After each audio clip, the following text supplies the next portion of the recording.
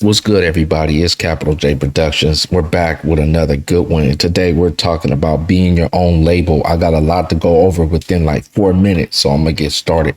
Now I'm gonna have to do a great and detailed podcast about this because there's a lot of stuff I need to go over, but this is just a quick rundown. So look, the first thing people would tell you is, oh, you got to sign up with ASCAP, you got to do BMI, you got to have your own website, you got to have this, you got to have that to start your own label. But we in 2025, and there's a lot of things that, that needs to be updated in my point of view, right?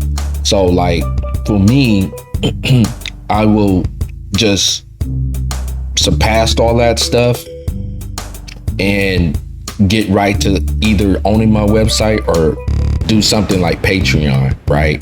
I've had my own website before, I had a couple of websites before, but the truth of the matter is, right, like when it all comes down to it, and when most people in music not going to tell you is that these white people own everything, okay? Now, I'm not being racist about it. I'm being honest and transparent with you as much as humanly possible, right? So understand, like when you sign up to ASCAP, you sign up to these performance rights organizations, right? There's still a bunch of white people who's basically what it really is just it's a bunch of white people who decided to go out and to different vendors, and you only get paid if that vendor is approved with the people with ASCAP and BMI. So it kind of like, what's the point, right? Like they pick and choose on who they want to allow so you can get paid with your music. And for me, once I figured that out, I was done with ASCAP. So for me, if I was you guys, I would just jump straight to a platform like Patreon, but there's so many different other ones that you can get on, like Buy Me a Coffee, Gumroad, Coffee, and as far as like the beat websites, I would kind of stay away from them. The reason why is because like BeatStars, Arabic, and sites like tracktrain.com, they usually they put you on a limit versus something like Patreon, right? There's no limit.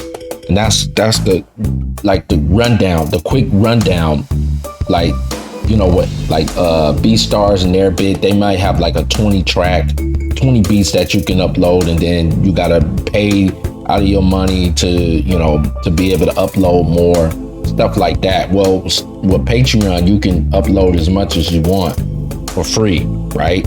And that's if you want to do videos and you want to do like me. I do so many different things. I do skits, I do I have so many things that I do. So Patreon is better for me. But I mean, like, when you just looking at music, they try to point you in a certain direction, right?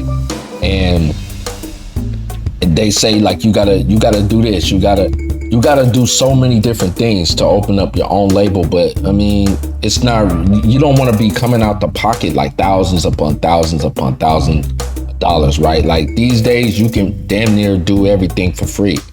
And I gotta do an in-depth video on this because I know I'm gonna get probably a lot of people hating on me and a lot of people who just don't understand. But I've been doing this for over 25 years. I kind of know what I'm talking about, and I know what I'm doing.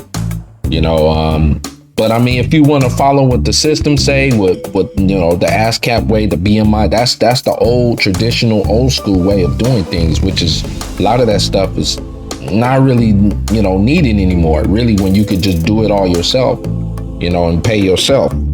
But that's what I have for you guys today, man. Y'all let me know what y'all think about this.